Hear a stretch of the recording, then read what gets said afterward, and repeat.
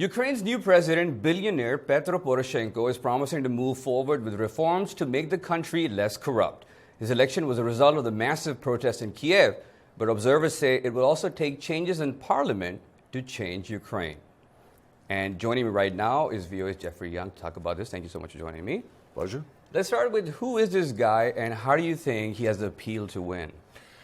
Petro Poroshenko is better known as the Chocolate King. He made his fortune selling candy in Ukraine. He's diversified into a number of other industries as well. But he was one of the people who, in running for the presidency, promised that he would be a reformer, that he would institute changes, legal changes to Ukraine to make it more transparent, more accountable, to make it more like a Western democracy. What kind of reforms are we talking about here? There's so many things that have to be done because the legal structure under the Yanukovych administration was much to the east and not to the west.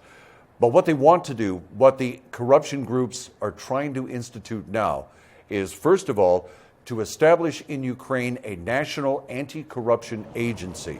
This is something that would be independent of the various ministries in the government.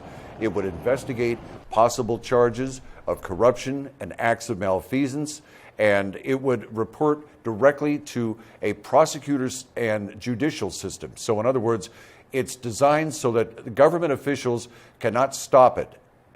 Okay.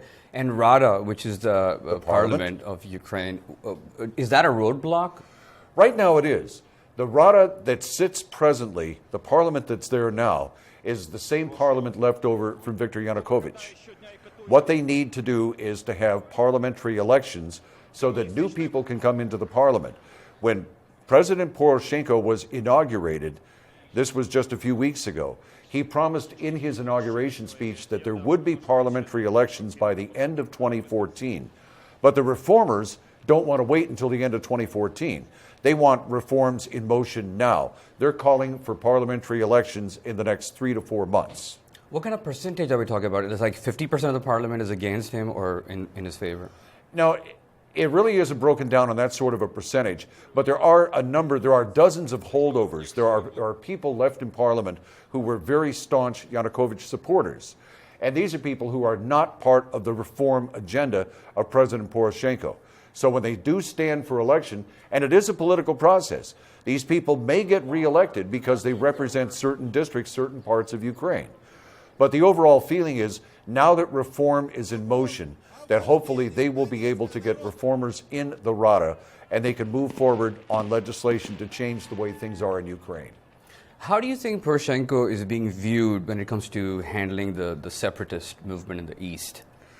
There's a lot of people in Ukraine that are applauding the fact that he's now using a firm hand against the separatists. You need in any country, especially in Ukraine, you need the rule of law. And in order to have the rule of law, you have to have people obeying the law. So you can't have an uprising. You can't have separatists brandishing weapons and threatening to attack and kill government forces.